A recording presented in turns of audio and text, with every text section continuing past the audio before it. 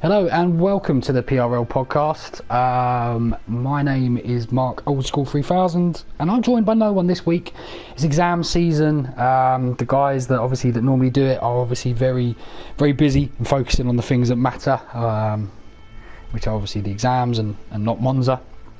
So kudos to those guys for putting things right. It's a special edition. I'm joined by nobody. I'm going to try and spice it up a little bit. It's a World Cup special. We've got the World Cup coming up. If you're not interested in football, don't worry. It's not going to be too ridiculously based on any kind of football. Still similar format, but thought I'd add a little segment comparing you guys to famous World Cup players past and present. So yeah, hopefully that's a bit of fun. No offense meant. We'll see what you make of it. But let's start off with Hungary. A very interesting race for us guys in D2. We had what I would like to call and coin Canadian rain, after that kind of rain that it's raining but it is still on the slicks. So that was our quali, which was very difficult. A few of us really messed that up, quite frankly. But yeah, it was very challenging. There's a couple of moments there that affected a lot of people's races actually in quali, because I felt that there's a bit of naughtiness going on. If in all honesty, in the run up to it, I know that Emperor kind of jumped the pack that was waiting to do a lap in qualifying, which messed me up. We both went down the straight at the same time. We knocked into each other. It's probably my fault as much as it is. I shouldn't have been greedy and probably just backed out the lap. But yeah, a lot of people dealt with it a lot better than me, quite frankly. But yeah, let's have a look at the quali for that. I believe it was quite a tight quali, I believe. But V5 was first. Army was in second, and Tom in third. You had Danny in fourth, Steve-O in fifth, and you had Waluigi in sixth. I won't run through too much about the quali. I'll compare everyone's races to obviously what happened in quali. So yeah, first in the race was V5. Great performance. Kept it out of trouble. I don't have the exact times here, so I don't really know the gaps too well because it's got the penalty screen on it, so apologies. But I believe it was a fairly comfortable race for him. Really good performance, and deserved to pick up the win. In second was Waluigi. I believe that was as a result of penalties. I think Army may have been ahead of him on track, but Army had 6 seconds of penalties and Waluigi had 3. So started on sixth on the grid. Waluigi came in second. Great performance. And really important that he grabbed that second, because that actually kept him in the lead in the title race, I believe. So V5 has still got a little bit to claw back. Army in third. Army looked really good round here. Kudos to him. I don't think he practiced that much for Hungary with exams. So yeah, great performance, and I think he should be very happy with that. Steve-O, the man that just seems to pick up on everyone else's mistakes. Again, really well done. Great performance. Fourth place for Steve-O. You can't really argue with it. Started on the grid fifth. Had a lot of pens. Had 10 seconds of pens. But it didn't matter. It didn't matter in the end. A comfortable fourth for Steve-O. I think he did battle the guy in fifth, which was MCR. Great return. This guy looks really quick. Practice with him a bit as well for the next race, and just seems an all-round quick guy. So good performance from him. Started 10th on the grid, so he didn't like that the conditions in quali either. Solid fifth for MCR. Probably one of the best drives of the day was by Energetics. He's really kind of really pushed on. Nice solid sixth. Did a 2-stop, which was the only person to do a 2-stop. He actually got fastest lap, probably as a result of doing the 2-stop. But let's not take that away from him, because it was 4 tenths of a lap. 4 tenths? No, even quicker. Nearly a second a lap quicker than anyone else. So kudos to Energetics. Great performance. Started on the grid 7th, and just really solid result. On to 7th. Now I'm going to call this one of the drivers of the day. bit biased, but it's me. I'll take 7th. Started on the grid on 19th. Didn't set a lap. Got knocked into, got my front wing knocked off on the first run. Second run, binned it. Tried to get a third run in and just missed by about a second. So, yeah, 7th from 19th. Some really good battles up the field. Kept it really clean. Kept out of the way of everybody. Even let Yugi unlap himself versus me because he was quicker than me, which was really strange. Just literally couldn't believe how quick he was going. Yeah, I'll take 7th all day long from back of the grid. Very happy with that. Tom Tiggerby in 8th. 3rd on the grid, did a 2-stop. Really weird. He wasn't racing on track against me. He was 0.3 seconds behind and I couldn't see him. I don't know what was going on. The lobby was glitched to heck. He thought we were all not basically out of the race and we weren't ghosting. And well, quite a few of us, me, Robert and a couple of others, and we thought the same of him. I don't know what was happening there, but yeah, 8th for Tiggerby. Robert, slightly disappointing I suppose for Robert. 11th on the grid, again struggled with the conditions, coming in 9th, had to free stop. I believe he got some wing damage, but yeah, you know, to rescue some points out of this field was actually quite good. Danny in 10th. Danny had to do a 2-stop. I think he may have actually got banged at some point, yeah, with cloudy balloons. He was really rapid. He was racing me at some point, I think for 8th. He was on way more used tyres than me, and yeah, he was still, I think we were pretty much equidistant in pace. But yeah, good point for Danny in the circumstances about, you know, what happened with him with Cloudy. Emperor in 11th, started 13th. 11 seconds of pens for Emperor, as was Danny actually, picking up the points, I suppose the penalty point of shame prize along with Emperor. Bellon in 12th. Not the worst result for him, I suppose.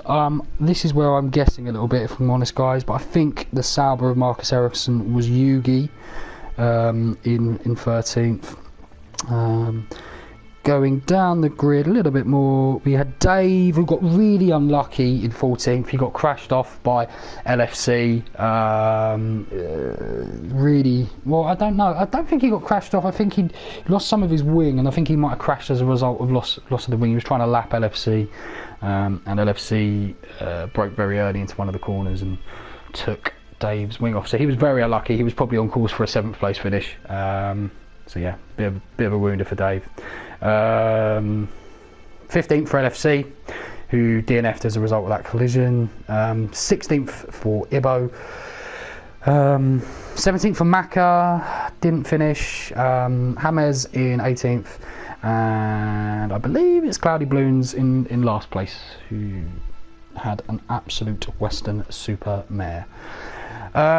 Yeah, so really interesting what that looks like for the table now. I think, you know, it means that the gap at the top is 3 points between Waluigi and V5. You would have to consider V5 the favourite at this point, but you know, I've said this to V5. V5, if he DNFs one race, you've got to think Waluigi's going to finish all of them just by what he has shown, and he's going to pick up decent points. You know, if he picks up, let's say Waluigi picks up 90 points over 6 races, that's 15 points a pop. You know, that's an average of 3rd place, which sounds very high, but he's got the ability to do that. You know, a couple of seconds of 1st, and it means he could throw in a few 6th or 5ths or something, and I think that's actually probably a fairly decent estimate as to how many points he's going to get. That means V5 has to get 94 points. If he DNFs one of those races, there's only a maximum 125 points he can get in the last 5 races, let's say. So you'd have to favour V5 at this point, you really would, but you know, that pressure of knowing that your opponent is almost so consistent that he's not going to mess up, you know, that could be a factor. Army and Tiggerby battling it out, 69, 67.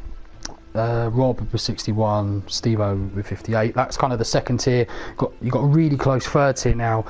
Danny, Carcannon, MCR, Dave, Old School are all separated by 7 points. And then you've got James, Switch, Mike, Cabrera and Aaron separated by 12. So yeah, and then you've got Energetics coming up. You've got people like Maka as well, a bit, you know, further down. Cloudy, Cloudy's quick, you know, he's not going to, I don't think he will have nil points by the end of the season. But yeah, no, so it was an interesting race overall. Few incidences. Cloudy really didn't cover himself in glory. I don't know what he was doing. He had an incident with Dave, had a weird thing with Tiggerby, but again, that was I swear that was a lobby issue. I was chatting through the race, you know, being a bit livid when he crashed out. Yeah, didn't really cover himself in glory. I can't really think of much else incident that happened. Obviously, actually, one of the big talking points was after the race. LFC is actually a friend of mine, a chap called Nick. His first ever race, competitive race. Didn't seem to acknowledge the blue flags, and effectively, you know, ruined Dave's race. You know, Macca did ask, you know, was he doing that to help me? Because I was like 6 seconds behind Dave. I can promise you, me and Nick go back about 10 years. He is a friend of mine. I think he would rather crash into me rather than anyone else to help me. We've got that kind of friendship. There's no way that would have gone through his head. I can promise you that. But yeah, hopefully that clears that up. I'm not looking to manoeuvre my way like that anyway, up the grid.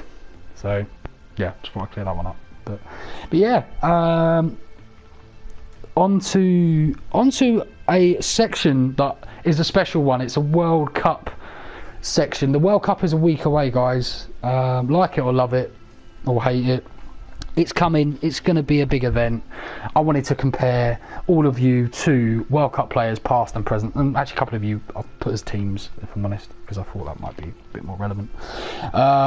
So yeah, I will start with V5. V5, I'd liken him most to Lionel Messi. Talented, probably the best player, but he's never won the big one. He's never actually won the World Cup. He's never won a season in PRL. He should do, you know, the expectations on him. But, you know, is he going to deliver? Is he actually going to do it? Is he going to follow through and achieve what he should do? We'll have to see. We'll have to see. Waluigi, I've compared him to Italian legend Paolo Maldini. Waluigi is terribly consistent, a bit unsung. Paolo Maldini is probably one of the best defenders ever, but probably doesn't get the recognition of historical greats in the past around football. Army is Mo Salah. I've put Mo Salah purely because definitely talented, probably one of the best players in the world right now. But, you know, can he do it consistently? Can he do it to the point where he can win a title? We'll have to see. We'll have to see. Steve-O is Farid Mandragon. Now, not many of you will know who Farid Mandragon is, but he is the oldest player to ever appear at a World Cup for Colombia as a goalkeeper. Farid Mandragon, just like our Steve-O, still racing into his latter years, still competitive, still at the top edge. There you go, Steve-O, Farid Mandragon.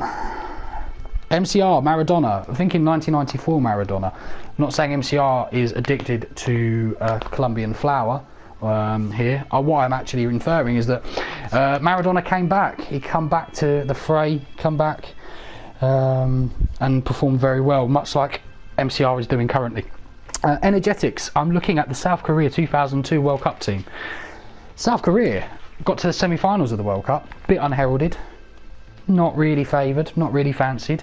Bit like Energetics, very quick guy, coming under the radar a bit and putting some good performances. So yeah, that's my review on Energetics. Old School 3000, Gennaro Gattuso, a guy in midfield, bit of a hothead, not terribly talented, able to smash people around quite easy, but also able to step up against the best in the world, and he actually walked away with a World Cup win, unlike me who hasn't won anything yet, but you know, there we go. So yeah, Gennaro Gattuso for myself. Zidane for Mr. Tiggerby, purely because like Tiggerby, Zidane is one of probably the most talented people to play the game, but he's also quite likely to turn around and just smash you in the World Cup final with a headbutt to the floor. Kind of similar mentalities, if I'm honest. Robert, it's got to be Georgie Hadji. Robert will know. I'm hoping Robert knows who Georgie Hadji is. He's got a bit of a young lad. So Georgie Hadji, best Romanian footballer ever to play the game. Very, very, very talented. Not as highly rated as some of the legends gone by, but he is a very, very, very, very good player who I really hope Robert knows who that is. Danny is Zlatan. He kind of turns up when he wants. Very, very quick, very full of self-belief, but a bit enigmatic, to say the least. Emperor and Bellon are the De Boer brothers. Definitely the De Boer brothers. Not the most talented guys. One's slightly more talented than the other, but, you know, legends in their own right, to be fair. Yugi, I've gone for Henrik Larsson in the like 94 World Cup. He's quite a young lad, got a lot of potential, and does, you know, plays the game very well. I've gone Dave as Patrick Vieira, kind of no nonsense, does what it says on the tin, does it extremely well, and on his day, a match for anybody. I've done Ibo as the Nigeria 94 team, purely because he turns up, he has fun, everyone's kind of rooting for him. They're not going to win it, but I tell you what, everyone enjoyed having them there, and it was a bit of a carnival, much like Ibo's presence. Maka, I've gone as Roy Keane. I'm thinking the 2002 World Cup, where he turned around and effectively didn't show up. He got to the World Cup and then flew home again. It's been a little bit like Maka this season, quite frankly. He's not really shown up, but, you know, like Roy Keane, an incredibly talented footballer. Cloudy, I've gone for Jose Batista, another one that maybe not everyone will know, but Jose Batista has recorded the quickest red card in World Cup history, getting sent off in the first minute against Scotland, I think back in '86. A little bit like Cloudy, I think he's pretty much been relegated to last reserve for the next race, which is maybe a record after 2 races, getting yourself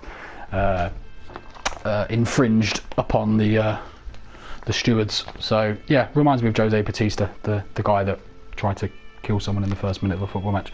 Car Cannon Sergio Ramos. Not intentional, but actually, yeah, kind of relevant. Won't forget Austria, Car Cannon. But no, Sergio Ramos, talented guy, bit divisive, seems to be always getting in scraps, whether it's his fault or not. Don't know. Some love him. I'm not going to say some hate him. Everyone likes Car Cannon. He's a good guy. James. I've kind of gone for a bit of an unknown one here, maybe for some of you, but I've gone for Paul Scholes. Very talented, but a bit prone to being a bit off the edge and not really knowing what he's going to do. But yeah, you know, very talented guy, and perhaps doesn't get the recognition like Paul Scholes. That's what he did in the past. I believe, Switchblade. I'm gonna have to make Switchblades off the top of my head because I forgot about Switch, so I'm really sorry. It's because you didn't race the last race, so there's no intent there. Switch I would probably liken to I'm gonna say Paul Gascoigne. Yeah, I think that fits quite well. Paul Gascoigne, talented guy, seems like he likes a beer, gets in a bit of trouble, but yeah, probably on his day one of the best in the world. So that concludes our segment. I'll put LFC in. I'll put him in as probably the New Zealand World Cup team. Never won a game at the World Cup. But yeah, you know, that kind of rounds it up. Sorry if that was a bit boring to some of you, but you know, thought I'd try and mix it up a little bit. On to Italy. Italy is a very interesting track for all of us. It's not necessarily going to be, I don't know, it's not a skilled track really. I think it's similar to Austria, but probably a little bit more technical than Austria. You know, and I would say that because there's so many straights, lap times aren't going to be that differentiated. If it's dry, it could be a very, very interesting race. I think it's about keeping it tidy round here. Almost a battle of wheel-to-wheel racing. I think Army mentioned that in his pre-race questions, and I think I'm inclined to agree. You find that not a lot of people, I don't think a lot of people finished this race last year, and I don't think a lot of people finish it this year. I think Ascari claims a lot of people. I think anyone could go off at Ascari. Literally anybody. It wouldn't surprise me at all. It's such a hard set of corners. But yeah, you know, looking forward to that. I think I'm hoping I'm quite quick. If I'm honest, I've got a lot of time to practice, and I have been. But V5, Waluigi and Army all look very quick. I dare say Tigaby's going to be quick. I dare say Stevo's going to be quick. I dare say Macca's going to be quick. I actually think this podium could be really, really mixed up. I think you'll find that genuinely, I don't think it's going to be an Army Waluigi V5 podium, as sometimes is, because I can't see. And it's no disrespect to those three guys, I just mean I just can't see all three of them not wrecking their race, because it's such a horrible corner that, you know, I might be wrong, they probably actually got the pace to maybe take, but round here they can't take it easy, because you can lose about a second at least around Ascari. You do that a lap, someone behind you's getting you, and that's probably where the problem lies. So yeah, good, very interesting race. I'm looking forward to that one. My prediction for it, I know I did a pre-race prediction, but it's a few days on, I'm looking at it. I'm going to say Waluigi in first place. I'm going to say MCR in second place, and me in third. Now, that's not to say V5 and Army aren't quick. I just think Waluigi's the least likely to bin it out of the three of them around Ascari. So yeah, but to be fair, you could probably pick 8 names in a hat, and predict probably even more so actually, probably 10 or 12 names in a hat, and work out from there who's gonna get the podium. So yeah, thank you for listening, guys. It's been a bit of a short one. I will vaguely mention D1. I didn't really check out the results too much, so I didn't want to talk upon something that I had no experience of, but you know, going back to our World Cup theme, Decky won. Just like the World Cup, just like football, you run around for 90 minutes and at the end the Germans lift the trophy. Probably going to be like that this season as well. But yeah, thanks for listening, thanks for tuning in, and yeah, I'll see you all on Saturday. Let's not have any rain, please. Peace.